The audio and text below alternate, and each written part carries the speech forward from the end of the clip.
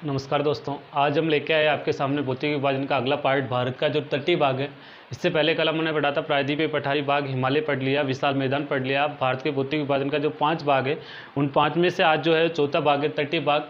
तटीय भाग के बारे में हम जानकारी लेके, भारत का जो तटीय भाग है कुछ इस प्रकार से फैला हुआ है। भारत के तटीय भाग को हम 2 भागों में बांटते हैं, एक ये पश्चिमी तट है, एक ये पूर्वी तट है। पहले हम पश्चिमी तट पढ़ते हैं, फिर पूर्वी तट पढ़ेंगे। पश्चिमी तट के भी कुछ भाग है, जिससे पश्चिमी तट ये पूरा का पूरा यहाँ से, लेकिन सबसे पहले पश्चिमी तट और पूर्वी तट में अगर थोड़ा सा अंतर देखते हैं, पर पश्चिमी तट की लंबाई अधिक है, इसकी चौड़ाई कम है।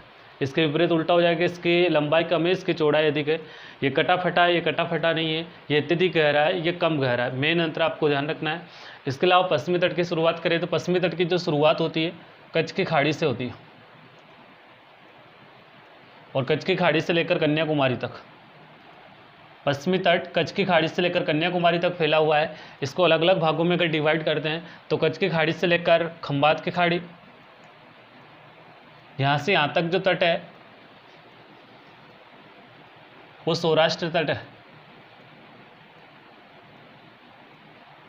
सौराष्ट्र तट कच्छ की खाड़ी से खंबात की खाड़ी तक है। फिर है काठियावाड़,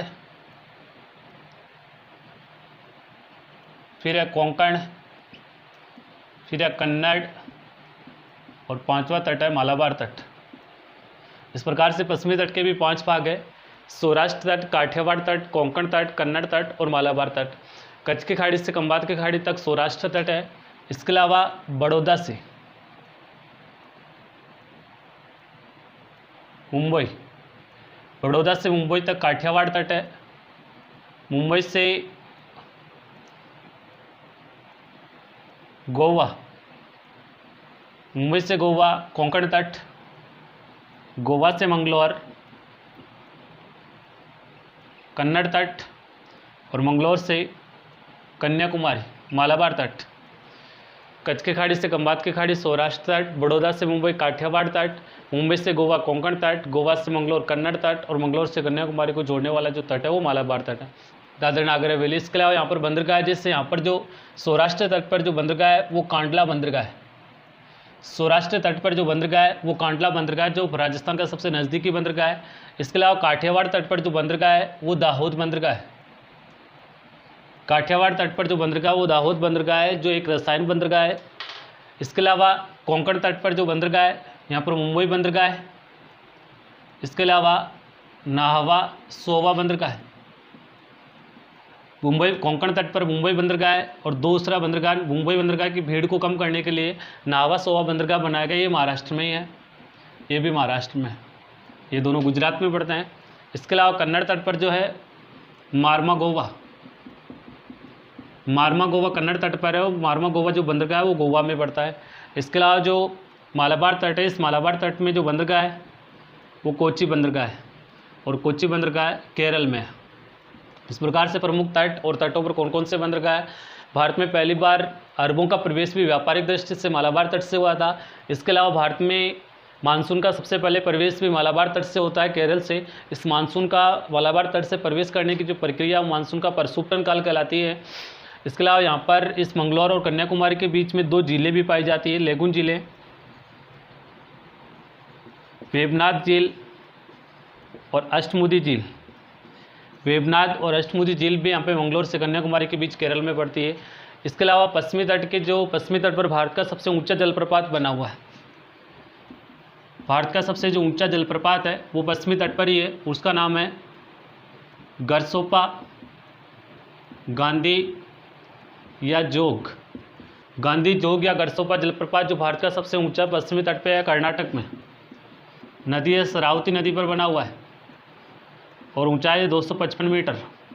शरावती नदी पर कर्नाटक में 255 मीटर ऊंचाई की सबसे ऊंचा जलप्रपात पश्चिमी तट। सौराष्ट्र, काठियावाड़, कोंकण और कन्नड़, ये चारों के चारों जो तट है ये निम्नजन का उदाहरण है, और केवल मालाबार तट उन्नजन का उदाहरण है। जो तटीय भाग है या जो समुद्र है उसका जो निचला भाग है वो निचला भाग नए से नहीं याद रख जाएगा। निचला भाग निम्नजन कहलाता है, और ऊंचा उठाव जो आता है उन्नजन कहलाता है। मालाबार तट एकमात्र तट है जो उन्नजन का उदाहरण है, बाकी सभी चारों तट निम्नजन का उदाहरण। इसके बाद में पश्चिमी तट के जो प्रमुख घाट है, घाट या दर्रे। दो पहाड़ों के बीच संकरा जो रास्ता होता है वो दर्रा या घाट कहलाता है। पश्चिमी तट के जो प्रमुख घाट है जैसे थाल घाट, बोर घाट, पाल घाट और सिनकोट घाट। सिनकोट और पाल घाट दोनों केरल में है और ये दोनों महाराष्ट्र में। थाल घाट मुंबई से नागपुर को जोड़ता है, ये मुंबई से पुणे को जोड़ता है। पाल घाट कालीकट से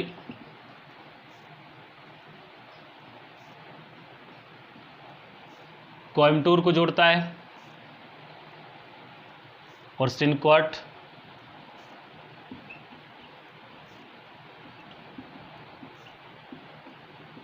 त्रिवेंद्रम से मदुरै को जोड़ता है। पश्चिमी जो तट है उस पर 4 घाट है। थाल घाट मुंबई से नागपुर को जोड़ता है, भोर घाट मुंबई से पुणे को जोड़ता है, पाल घाट कालीकट से कोयम्बटूर को जोड़ता है और सिनकोट त्रिवेंद्रम से मदुरै को जोड़ता है। ये दोनों थाल घाट और भोर घाट महाराष्ट्र में पड़ते हैं और पाल घाट और सिनकोट घाट केरल में पड़ते हैं। इस प्रकार से पश्चिमी जो तट है वो लगभग कंप्लीट है। अब हम पढ़ते हैं पूर्वी तट।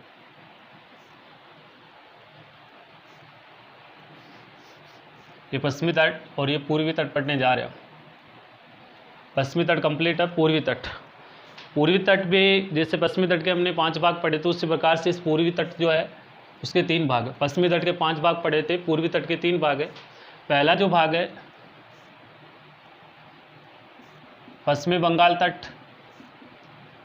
ये पश्चिमी बंगाल जो तट है ये पश्चिमी बंगाल तट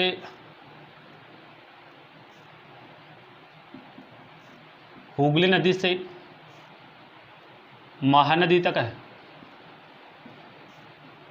हुगली नदी से महानदी के बीच में जो तट है पश्चिमी बंगाल तट। दूसरा जो तट है उत्तरी सरकार तट। उत्तरी सरकार तट महानदी से लेकर कृष्णा नदी तक है। और तीसरा जो तट है वो कोरोमंडल तट। और कोरोमंडल तट कृष्णा नदी से कन्याकुमारी तक है। पश्चिमी तट और पूर्वी तट दोनों का मिलन कन्याकुमारी में होता है। पूर्वी तट को हमने 3 भागों में बांटा। पश्चिमी बंगाल तट हुगली नदी से महानदी तक, उत्तरी सरकार तट उत्तरी सरकार तट महानदी से कृष्णा नदी तक और कोरोमंडल तट कृष्णा नदी से कन्याकुमारी तक है।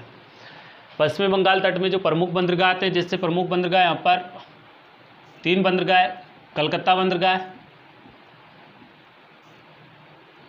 हल्दिया बंदरगाह और पारादीप बंदरगाह। पारादीप जो बंदरगाह है ओडिशा में है और ये दोनों पश्चिमी बंगाल में है। हुगली नदी से महानदी के बीच में हम कह सकते हैं कि पश्चिमी बंगाल तट पे 3 बंदरगाह, कलकत्ता बंदरगाह, हल्दिया बंदरगाह और पारादीप बंदरगाह जो ओडिशा में पड़ता है।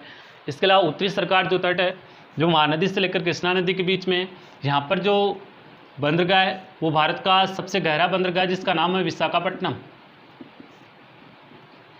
आंध्र प्रदेश में। भारत का सबसे गहरा बंदरगाह विशाखापट्टनम बंदरगाह आंध्र प्रदेश में उत्तरी सरकार तट पर है। इसके अलावा इसी उत्तरी सरकार तट पर ओडिशा में एक झील है चिल्का झील। चिल्का झील उड़ीसा में भारत के खारे पानी की सबसे बड़ी झील चिल्का झील उड़ीसा में उत्तरी सरकार तट पे। इसके अलावा इसी तट पर कोलेरू झील भी है और कोलेरू झील है आंध्र प्रदेश में। इसी तट पर उत्तरी सरकार तट पर कोलेरू झील आंध्र प्रदेश में है। इसके अलावा इसी उत्तरी सरकार तट को उड़ीसा में कहा जाता है उत्कल का मैदान। उत्तरी सरकार तट को उड़ीसा में उत्कल का मैदान कहते हैं, जबकि आंध्र प्रदेश में इसे काकीनाडा तट कहते हैं। आंध्र प्रदेश में इसी को काकीनाडा तट कहते हैं, जिसमें कृष्णा और जो गोदावरी नदियाँ हैं उसका जो समापन होता है काकीनाडा तट पे होता है। काकीनाडा तट से होकर ये बंगाल की खाड़ी में गिर जाती है। कोरोमंडल तट जो कृष्णा नदी से लेकर कन्याकुमारी तक, यहाँ पर 3 बंदरगाह है, एनोर, चेन्नई और तूतीकोरन। ये तीनों के तीनों बंदरगाह तमिलनाडु में है। और ये उथला बंदरगाह एक उथला बंदरगाह है जो कम गहरा है। एनोर, चेन्नई और तूतीकोरन जो कोरोमंडल तट पर है तो तीनों के तीनों तमिलनाडु में पड़ते हैं। इस प्रकार से हमारा जो पूर्वी तट है वो पूर्वी तट भी लगभग कंप्लीट होता है। इस प्रकार से भारत के तटीय भाग कंप्लीट हो। वीडियो को देखें और लाइक शेयर और सब्सक्राइब